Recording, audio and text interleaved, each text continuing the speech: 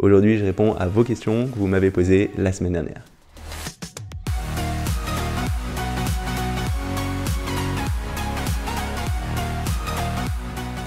Salut, c'est Nico et bienvenue dans cette vidéo dans laquelle je vais répondre à vos questions. Parce que la semaine dernière, je vous ai demandé dans une vidéo de poster dans les commentaires les questions auxquelles vous aviez envie que je réponde et de voter pour les questions que vous trouviez les plus pertinentes.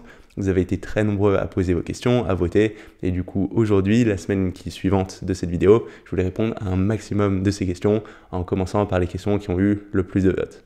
Alors ça veut dire aussi que compte tenu du nombre de questions, je ne vais pas pouvoir répondre à tout le monde, mais j'essaierai de mettre au moins un petit mot dans les commentaires de ma dernière vidéo pour que vous ayez au moins un début des réponses. Mais dans cette vidéo, je vais me concentrer sur la dizaine de questions qui ont reçu le plus de votes.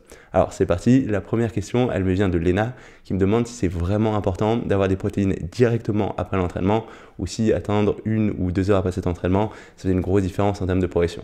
Et ça, c'est quelque chose que j'ai déjà traité en fait dans une vidéo de Minute Science qui s'intitule « Que manger avant ou après l'entraînement, la science en 2 minutes » que je te conseille de regarder, ou dans laquelle j'explique qu'en fait, c'est pas forcément si important que ça, le moment où tu vas avoir ces protéines. Parce que notamment, je citais une étude qui date des années 2000 de Rasmussen et ses collègues qui ont comparé l'impact entre prendre ces protéines avec des glucides 1 heure après l'entraînement versus prendre ces protéines et ces glucides 3 heures après l'entraînement.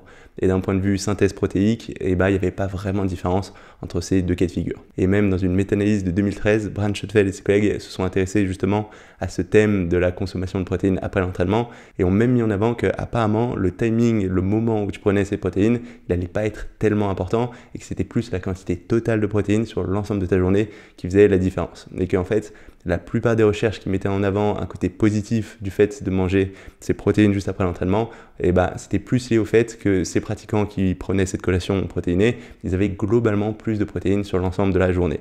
Mais que quand on tenait compte de ça et qu'on regardait à protéines constantes, il n'y avait pas de différence que tu prennes ces protéines juste après l'entraînement ou 1, 2, 3 heures après. Donc a priori, tu peux tout à fait prendre tes protéines 2-3 heures après ton entraînement, ça ne fera pas de différence en termes de progression. Ceci dit, il y a aussi des recherches qui montrent que c'est un peu plus efficace de répartir ton apport en protéines sur l'ensemble de ta journée plutôt que de tout prendre au même moment. Et du coup, le fait d'avoir cette collation après l'entraînement, ça peut être une bonne façon de rajouter un moment où tu as un apport de protéines sur ta journée. Ensuite, on arrive à la deuxième question qui vient cette fois de Rames qui me demande si j'ai des alternatives à proposer aux œufs pour le petit déjeuner. Et oui, il y a plein d'alternatives possibles parce que en fait, l'idée de ces œufs le petit déjeuner, c'est de t'apporter à la fois des protéines et des lipides dès le matin. Ce qui est très intéressant, tout d'abord, parce que après t'être réveillé, ça fait plusieurs heures que ton corps n'a pas eu du tout d'apport en protéines. Donc il est dans un état qui est plutôt catabolique, où il a plus tendance à détruire du gras, mais aussi du muscle. Donc c'est intéressant d'avoir relativement rapidement après ton réveil ces protéines. Sauf si tu fais du jeûne intermittent, mais ça c'est un petit peu différent, c'est pas ce dont je vais parler dans cette vidéo. Mais du coup, si tu fais pas de jeûne intermittent, ça peut être vraiment intéressant d'avoir ces protéines le plus tôt possible. Et le fait de favoriser aussi plutôt les lipides avec ces protéines plutôt que des glucides, c'est que en général, quand tu vas prendre des glucides, ça va avoir tendance à entraîner un plus fort pic d'insuline trop tôt. Et ce pic d'insuline, il aura tendance à non seulement te faire un peu plus stocker sur l'ensemble de ta journée, mais aussi à entraîner un crash d'énergie relativement rapidement, en général en fin de matinée. Du coup, tu as moins d'énergie, tu as plus faim et tu as plus tendance à manger des choses que tu veux éviter qui risquent de te faire prendre du gras plutôt que du muscle. Donc avoir cet apport en protéines et lipides, ça va entraîner une augmentation plus progressive de cette insuline et plus limitée. Et tu auras de l'énergie sur le plus long terme, tu auras moins tendance à stocker en plus de limiter l'effet catabolique de la nuit en ayant rapidement ces protéines. Donc ça, c'est vraiment ce qu'on veut viser, avoir des protéines et des lipides. Et les œufs, pour ça, c'est super bien parce que ça va être une très bonne source de lipides, notamment dans le jaune, et une très bonne source de protéines, en plus de t'apporter plein de vitamines. Mais ça va pas être une nourriture obligatoire. En fait, à partir du moment où tu vas avoir un apport de protéines et un apport de lipides dès ce matin, tu auras un petit déjeuner qui sera relativement efficace pour construire du muscle en limitant la prise de gras. Donc ça, tu peux l'avoir en ayant par exemple du fromage blanc, pas du fromage blanc 0%, parce que au contraire, on veut ces graisses pour les lipides. Donc tu peux avoir aussi tout ce qui est fruits secs, donc des amandes, des noisettes. Si tu veux, tu peux même rajouter des raisins secs, même si ça va être un apport de glucides. Si tu en as un petit peu, ce sera pas trop critique. En fait, l'idée, c'est pas forcément de complètement couper ces glucides le matin, mais d'essayer au maximum d'avoir surtout pas mal de protéines, pas mal de lipides et pas d'avoir trop de glucides en proportion. C'est-à-dire que si aujourd'hui ton petit déjeuner c'est juste des tartines ou des céréales et du lait, ce sera pas terrible pour construire du muscle, ça aura plus tendance à te faire stocker. Mais si par exemple tu as une tartine mais que tu arrives quand même à avoir tes œufs ou n'importe quelle source de protéines ou de lipides, tu auras un bon petit déjeuner. Donc ça peut être aussi du fromage dur. Donc là, ça va t'apporter de la même façon des protéines et des lipides. Contrairement à ce que croient pas mal de personnes, c'est pas particulièrement des mauvais lipides. Ça va être, oui, des lipides saturés, mais c'est pas ceux qu'on veut forcément éviter. Quand on regarde un peu plus la science sur le sujet, on se rend compte qu'à moins d'en abuser, c'est pas négatif d'un point de vue santé et que tu peux en manger en relativement grande quantité. Après, pour avoir ces apports de lipides et protéines, en fait, tu peux tourner vers n'importe quelle bonne source de qualité. Donc je sais que moi, le matin, j'aime bien aussi avoir des avocats. Ce sera une bonne façon d'avoir pas mal de lipides, ou n'importe quelle source de viande, ce sera bon le matin. Donc juste se tourner vers une source de protéines comme du jambon, que ce soit du jambon de porc ou de volaille, ce sera de très bonnes options aussi. En fait, ce qu'il faut que tu gardes en tête, c'est qu'on veut juste avoir un apport de protéines, un apport de lipides et pas avoir trop de glucides. Donc pour reprendre, si tu veux pas prendre d'œufs, tu peux aussi prendre tout ce qui est fruits secs, amandes, noix, noisettes, toutes ces choses-là, du fromage, des avocats ou encore du jambon. Ce sera de très bonnes options aussi pour ton petit déjeuner. Ensuite, une autre question qui a reçu pas mal de votes, c'est une question qui a été posée par l'homme brocoli qui me demande comment savoir si on a atteint sa limite naturelle. Et ça, c'est une question qui n'est pas forcément évidente parce que chaque pratiquant va être différent, les génétiques vont varier et d'une personne à l'autre, ça peut prendre plus ou moins de temps pour atteindre ce maximum. Mais de ce que j'ai pu voir, que ce soit entre les gens que j'ai coachés et les pratiquants beaucoup plus avancés et naturels, en général, ce sera plus de l'ordre de plusieurs dizaines d'années que de l'ordre de quelques années. Donc si aujourd'hui, ça fait 3, 4, 5 ans ou même 10 ans que tu fais de la musculation de façon naturelle, à moins d'être extrêmement sérieux, il y a très peu de chances que tu aies déjà atteindre ta limite naturelle. Et d'ailleurs, de ce que j'ai observé de la plupart des gens qui me posent cette question, ils en sont en général très loin, ils ont énormément de marge de manœuvre et ils ne devraient pas du tout se poser cette question au moment où ils en sont.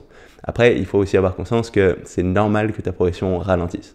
Au tout début, quand tu commences la musculation, ce sera le moment où ton corps est le moins habitué à ce stimulus de l'entraînement et du coup, c'est là où tu vas progresser le plus vite. Et je sais que ça a été mon cas, c'était le cas pour plein de pratiquants. C'est en général sur tes 2-3 premières années où tu vas voir le plus de différence, où tu peux espérer prendre plus de 5 kilos par an, c'est des choses qui arrivent, alors que plus tu vas progresser, plus ce sera difficile. Et je sais qu'aujourd'hui que je fais presque 10 ans de musculation, si j'arrive à prendre 1 kg en un an, c'est déjà une très grosse réussite, surtout si c'est 1 kg de muscle sans prendre trop de gras. Mais ça ne veut pas dire pour autant que j'ai atteint ma limite, ça veut juste dire que ma progression, elle ralentit et que je commence à m'en approcher, mais que c'est très possible que dans les 5-10 prochaines années, j'ai encore pas mal de progression. D'ailleurs, c'est quelque chose qui arrive régulièrement, des pratiquants naturels qui s'entraînent depuis des années et qui n'ont pas trop de résultats visibles de mois en mois, ni même d'année en année, mais quand on regarde la progression à l'échelle de 5 ans, on voit des choses sensibles. Donc si aujourd'hui ça fait que quelques mois, quelques années que tu fais la musculation, il y a fort à parier que tu es très loin de ce maximum naturel et la plupart des gens n'y arrivent jamais vraiment. En fait, c'est un peu comme une asymptote, c'est-à-dire qu'on va tendre progressivement vers ce maximum naturel, mais on va jamais vraiment y arriver. Et si ça fait pas 15 ans, 20 ans que tu fais la musculation, t'as pas vraiment besoin de te poser cette question parce que la progression elle va se faire lentement, mais tu es probablement très loin de ce seuil et tu peux encore espérer progresser pas mal, même si ça progresse très progressivement. Donc on arrive ensuite à la 4e question qui a reçu le plus de votes, qui me vient cette fois de Michael et qui me demande mon avis sur le fait de faire du full body tous les jours. Et il m'a aussi donné un lien vers l'étude en question qui parle de full body sur plusieurs jours, où on voit en fait une étude qui compare l'impact sur 8 semaines d'un programme soit full body où on entraîne tous les muscles du corps chaque jour en full body, donc avec 5 jours de full body à la suite, versus un programme split sur 5 jours où tous les muscles sont travaillés une seule fois ou 2 fois maximum si on compte le fait de travailler de façon secondaire les biceps et triceps quand on va faire le dos ou les pectoraux par exemple. Et ce qui est ressorti de cette étude, c'est qu'il n'y avait pas vraiment de différence en termes de force entre les deux types de programmes, mais que d'un point de vue hypertrophie, il y avait une différence assez sensible en faveur du programme full body. Et j'imagine que la question du coup c'est, est-ce que c'est intéressant de faire ce type de full body où on va travailler tout le corps tous les jours? Alors, j'ai plusieurs choses à dire là-dessus. Bon, je ne vais pas aller creuser dans le détail cette étude pour être 100% honnête. J'ai juste regardé les grandes lignes, je suis allé voir le résumé et je l'ai feuilleté rapidement. Et ce qui en sort déjà, la première chose, c'est qu'ici, on compare 2 programmes très spécifiques. Ça veut dire que d'une part, on a ce full body tous les jours et d'une part, on a ce split où on travaille chaque muscle seulement une seule fois par jour.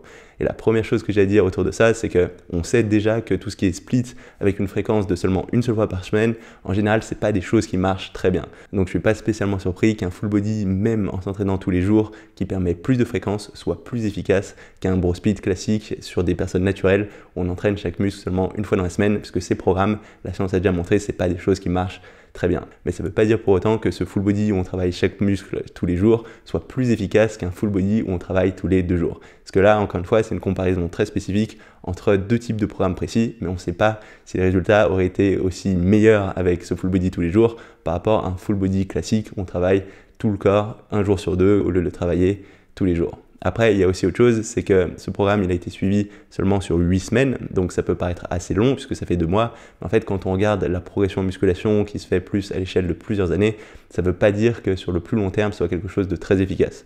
Et notamment, une chose qui fait que je me méfie, c'est que dans chacun de ces 2 programmes, chaque série est menée à l'échec musculaire. Et ça, si tu le fais de façon trop systématique, il y a pas mal de sciences qui montrent que sur le long terme, ça peut être contre-productif pour réussir à maintenir l'hypertrophie. Donc là, ce qu'on voit, c'est que à court terme, quand on fait un full body tous les jours en allant systématiquement à l'échec et qu'on compare ça avec un bro split un peu classique en allant systématiquement à l'échec, et bah, ce full body avec une forte fréquence, il est plus efficace. Mais ça ne veut pas dire qu'il est plus efficace que les méthodes d'entraînement traditionnelles, comme un vrai full body où on s'entraîne tous les 2 jours en s'arrêtant un peu avant l'échec, ou comme un push-pull leg ou un au bas du corps. Alors, ça ne veut pas dire que c'est moins bien, ça veut juste dire qu'il ne faut pas aller trop loin dans les conclusions et que c'est des choses un petit peu nouvelles, un peu expérimentales, et qu'il vaut mieux éviter de tomber dans des conclusions trop hâtives, parce qu'on ne sait pas vraiment ce que ça peut donner sur un plus gros échantillon sur le plus long terme, surtout qu'ici, on travaille chez des pratiquants qui sont relativement avancés, donc qui ont une bonne exécution, qui sont capables de maintenir cette intensité sur ces 8 semaines, ce qui ne sera pas forcément le cas d'un débutant, et du coup, j'aurais tendance à être un petit peu sceptique pour quelqu'un qui est débutant à intermédiaire sur sa capacité à faire un full body tous les jours avec la bonne intensité et de réussir à reproduire les mêmes résultats. Donc mon avis, c'est que c'est une étude qui est potentiellement prometteuse, qui montre peut-être de nouvelles avenues pour relancer ta progression, surtout si tu es quelqu'un de plus avancé.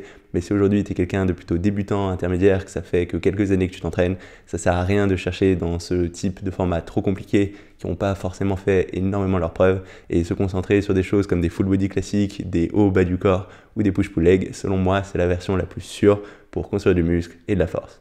On arrive ensuite à la 5e question qui vient cette fois de Zapichoc qui me demande quelle collation favoriser avant ou après l'entraînement pour maximiser sa prise de masse. Et encore une fois, j'ai tendance à croire que le timing, il n'est pas si important, qu'à partir du moment où tu as suffisamment de protéines, lipides et glucides sur l'ensemble de ta journée, le moment où tu les prends, ça fera pas trop de différence. Après, quand on regarde la recherche, on se rend compte que de façon générale, mieux vaut essayer d'avoir tes glucides autour de tes entraînements, donc c'est quelque chose que j'essaye de faire et j'essaye aussi de pas trop mélanger glucides et lipides parce que à partir du moment où tu vas avoir un fort apport en glucides, en général tu vas avoir aussi un fort pic d'insuline et quand tu vas avoir beaucoup d'insuline, tu auras plus tendance à stocker les lipides et à te servir uniquement tes glucides, donc je préfère les séparer sur des repas différents vu que j'ai tendance à avoir pas mal de lipides le matin, du coup j'essaye d'avoir pas mal de glucides plutôt au milieu, fin de journée autour de mon entraînement. Donc avant ou après mes entraînements, je vais surtout essayer d'avoir beaucoup de glucides avec pas mal de protéines. Et j'essaye aussi de garder une partie de ces glucides pour mon repas du soir, parce que j'ai observé que ça m'aidait d'un point de vue endormissement. Mais autour de l'entraînement, j'essaye d'avoir en général des glucides, des protéines. Après, encore une fois, c'est pas extrêmement important que tu aies ces choses-là à ce moment-là. C'est plus l'ensemble de ta nutrition sur l'ensemble de ta journée qui fera la différence. Donc à partir du moment où tu t'assures d'avoir au moins 2 grammes de protéines par kilogramme de poids du corps par jour, ton gramme de lipides par kilogramme de poids du corps par jour et autour de 2 grammes minimum de glucides, sauf si tu es en sèche, par kilogramme de poids du corps par jour, tu réussiras à progresser et il n'y a pas tellement besoin de micromanager tout ce qui est timing. Je pense qu'en général, la plupart des pratiquants ont trop tendance à se prendre la tête sur toutes ces choses-là et que ça ne fait pas forcément énormément de différence, que c'est plus une question de qualité globale de leur nutrition que du timing de cette nutrition.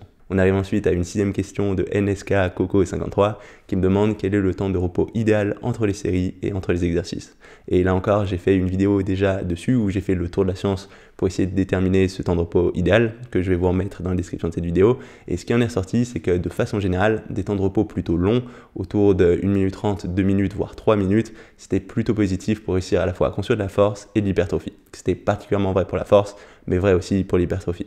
Donc tout ce qui était temps de repos autour de 30 secondes, 1 minute, eh ben, ça pouvait passer de façon ponctuelle sur plus de répétitions pour l'hypertrophie de type stress métabolique, surtout pour les petits muscles, mais que de façon générale, c'était moins efficace que des temps de repos plus longs qui te permettaient de maintenir ta charge de travail et donc d'avoir un meilleur stimulus. Notamment, il y a une étude de Schoenfeld qui date de 2016, dans laquelle ils ont comparé des temps de repos de 1 minute face à des temps de repos de 3 minutes sur du squat et du développé couché, et que ce soit au niveau de la prise de muscle ou de la prise de force, le groupe qui prenait 3 minutes de repos entre ces séries avait beaucoup plus de résultats. Donc de façon générale, je te conseille de ne pas passer sous 1 minute 30 sur tes différents exercices. C'est même le temps de repos un peu par défaut que je te conseille, quel que soit ton programme. Mais après, si tu vas vers des formats un peu plus force, où tu mets plus lourd, ça peut être intéressant de monter dans les 2-3 minutes. Et plus je progresse, plus je me rends compte que j'ai tendance à prendre des temps de repos plus long, j'ai l'impression que ça me donne plus de résultats. Après, peut-être qu'il y a aussi une composante individuelle en lien avec ça et que c'est possible qu'il y ait des personnes qui s'en sortent avec des temps de repos un petit peu plus courts, mais quand on regarde la science, mieux vaut être au-delà de 1 minute 30, 2 minutes sur la plupart des muscles. Ensuite, on arrive à une question de Lucas qui demande si après un cycle de progression, ça peut être intéressant de prendre une semaine de décharge, donc une semaine d'entraînement d'intensité réduite pour relancer ta progression et progresser plus efficacement. Et ma réponse, c'est oui. D'ailleurs, c'est quelque chose que je conseille de faire, quel que soit ton niveau pour tous les pratiquants. Le fait de faire un cycle d'entraînement sur plusieurs semaines, on va augmenter petit à petit nos charges, notre intensité, mais aussi notre volume d'entraînement, notre nombre de répétitions de séries. Et à la fin de ces 4 à 6 semaines, prendre une semaine de décharge qui va nous permettre de récupérer, que ce soit d'un point de vue nerveux, d'un point de vue musculaire, pour ensuite resensibiliser le corps à ce stimulus de l'entraînement. Et après cette semaine où tu utilises que des poids légers, voire où tu travailles pas du tout, tu vas pouvoir recommencer un nouveau cycle de progression où, vu que ton corps il sera complètement reposé, tu vas pouvoir mettre plus lourd, mieux le stimuler, et en plus il sera resensible à cet entraînement plus qu'à la fin des 6 semaines précédentes. D'ailleurs, j'ai tendance à considérer que suivre ces cycles avec ces semaines de décharge, c'est un des facteurs qui a fait le plus la différence sur ma progression sur ces dernières années. Donc je te conseille vraiment de t'entraîner pendant 4 à 6 semaines en montant ton intensité et ensuite de bien prendre systématiquement cette semaine de pause ou cette semaine de décharge avant de recommencer. De ce que j'ai observé, c'est une très bonne façon pour essayer à progresser sur le long terme. On arrive ensuite à la question de Milo qui me demande quelle est la fréquence d'entraînement idéale quand tu t'entraînes en full body et qui demande si c'est efficace de s'entraîner tous les 2 jours. Et ma réponse est oui, tu pourras très bien progresser en full body en entraînant tout ton corps tous les 2 jours. En fait, l'important c'est de laisser bien un jour de repos entre chacune de tes séances. Bon, comme on l'a vu au début de cette vidéo, c'est possible d'entraîner ton corps tous les jours en full body et de réussir à progresser, mais c'est quelque chose que j'aurais tendance à déconseiller pour la plupart des pratiquants débutants intermédiaires parce que je pense que c'est pas évident à gérer, que ce soit d'un point de vue récupération, intensité, être sûr d'avoir les bons exercices tous les jours et que s'entraîner tous les 2 jours, c'est quelque chose qui marche pour la plupart des pratiquants et que ça sert à rien d'essayer de chercher plus compliqué. Dans un premier temps, ça sera largement suffisant pour progresser. Aussi, ce qui est très intéressant avec ce full body, c'est que vu qu'on va travailler l'ensemble du corps à chaque séance, tu pourras quand même te maintenir, voire progresser avec seulement 2 séances full body dans la semaine. Parce que ça te permettra d'avoir la fréquence minimum par muscle de 2 fois par semaine, ce qui sera suffisant pour la plupart des pratiquants débutants intermédiaires pour voir un début de progression. Après, j'ai tendance à croire que si tu veux vraiment prendre du muscle et que tu commences à avoir un peu plus de niveau, ce sera plus facile de progresser avec 3 entraînements par semaine, voire même d'aller jusqu'à cette fréquence d'un entraînement tous les 2 jours, ce qui sera très bien si tu commences à avoir un petit peu plus d'expérience. Donc ce full body fonctionnera très bien que tu t'entraînes 2 fois par semaine, 3 fois par semaine ou tous les 2 jours. Après, plus tu seras avancé, plus ce sera intéressant d'avoir une fréquence d'entraînement élevée. Ensuite, on arrive à une question de Maurizio qui me demande mon avis sur l'importance des suppléments et plus particulièrement qu'est-ce que je pense de la whey, des BCAA et de la créatine et si jamais j'en prends. Alors déjà, j'ai jamais vraiment pris de suppléments. J'ai eu une petite phase où j'ai pris des oméga 3, mais c'est quelque chose que je fais plus aujourd'hui. J'essaye de favoriser tout ce qui est poissons gras, fruits de mer pour avoir ces apports en oméga 3. Mais en ce qui concerne tout ce qui est la whey, les BCAA ou la créatine, c'est des choses que je n'ai jamais pris. Donc de mon point de vue, c'est pas des choses obligatoires pour progresser puisque j'ai réussi à progresser sans. J'ai aussi suivi énormément de personnes qui ont très bien progressé sans jamais prendre ce genre de choses. Et j'ai même tendance à être un petit peu méfiant de tous ces produits parce que j'ai tendance à croire que ça te met dans la mauvaise mentalité. Je vois qu'il y a beaucoup de pratiquants qui vont avoir des nutritions qui sont vraiment pas terribles et qui vont essayer de compenser en prenant ces suppléments en se disant que c'est un petit peu comme de la potion magique, la chose qui va faire la différence. Alors que si tu regardes tous les experts un peu honnêtes, même ceux qui en prennent, ils te disent que ces suppléments c'est fait au mieux pour supplémenter et que ça remplacera jamais une bonne nutrition. Donc même si aujourd'hui tu décides de te lancer dans la musculation avec ces suppléments, ce sera important d'avoir toujours une bonne nutrition de base avec des aliments de qualité. Et les suppléments, ça ne pourra pas remplacer ça. Après, qu'est-ce que je pense d'un point de vue plus particulier de tout ce qui est whey, BCAA et créatine? Je ne me suis pas énormément renseigné vu que j'en prends pas personnellement, mais je suis quand même tombé sur un certain nombre d'études, notamment en ce qui concerne la whey. Il semble qu'à partir du moment où tu as la quantité suffisante de protéines sur l'ensemble de ta journée, que tu prennes de la whey ou pas, ça fait pas vraiment de différence. Après, je sais que pour certaines personnes, ça peut être une façon facile de consommer suffisamment de protéines parce qu'ils ont du mal à manger assez de leur nutrition, auquel cas je comprends tout à fait. Après, en ce qui concerne la créatine, là encore, il y a des études sur le sujet qui semblent montrer que pour certaines personnes, ça apporte de vrais bénéfices, mais que c'est pas systématique pour tout le monde, mais que ça peut avoir des effets bénéfiques. Après, pour tout ce qui est BCAA, j'aurais tendance à être un petit peu plus sceptique, parce que ces BCAA, en gros, c'est des acides aminés, donc qui font partie donc des protéines. Une protéine, ça va être un ensemble d'acides aminés et tu vas avoir besoin de ces différents acides aminés pour réussir à construire du muscle en plus. Et CBCAA, en gros, ça va être les acides aminés qui vont être en général responsables de déclencher la synthèse protéique, le fait de construire du muscle. Mais il y a certaines études qui ont montré que si tu as que CBCAA et pas les protéines en plus autour, et bah certes, ça va avoir tendance à envoyer ce message pour déclencher cette synthèse protéique, mais que ça ne permettait pas de construire du muscle en plus. Et quand on regardait sur une longue durée l'impact d'une consommation fréquente de CBCAA, ça faisait pas vraiment de différence. Donc vu que c'est des choses qui coûtent relativement cher, j'aurais tendance à pas forcément mettre trop de budget là-dedans et à plus me concentrer sur le fait d'acheter de la nutrition de qualité. Après, forcément, je suis quelqu'un d'un peu partial et je suis pas la personne la plus éduquée sur le sujet, donc mon avis, il est peut-être à prendre avec un petit grain de sel, surtout que je vois certaines techniques commerciales que je trouve pas forcément très honnêtes dans ce milieu et que ça a tendance à me repousser un petit peu, donc je garde mes distances vis-à-vis de toutes ces choses-là et j'en consomme pas personnellement. On arrive ensuite à la question de Eproteam concernant les étirements, qui me demande quel est le meilleur moment pour les faire. Est-ce qu'il vaut mieux les faire avant tes entraînements ou après tes entraînements? Est-ce qu'il vaut mieux les faire le matin ou le soir? Et la première chose, c'est que si ton but c'est d'être souple, quel que soit le moment où tu le feras, tu verras une différence. Par contre, j'ai là encore fait déjà une vidéo dessus où j'ai fait le tour de la science sur les étirements en musculation.